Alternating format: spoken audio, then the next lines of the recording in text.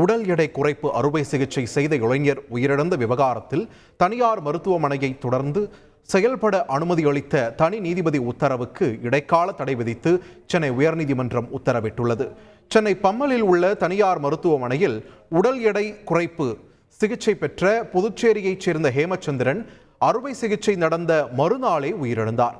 இதனைத் தொடர்ந்து மருத்துவமனை செயல்பட மாவட்ட சுகாதாரத்துறை தடை விதித்தது.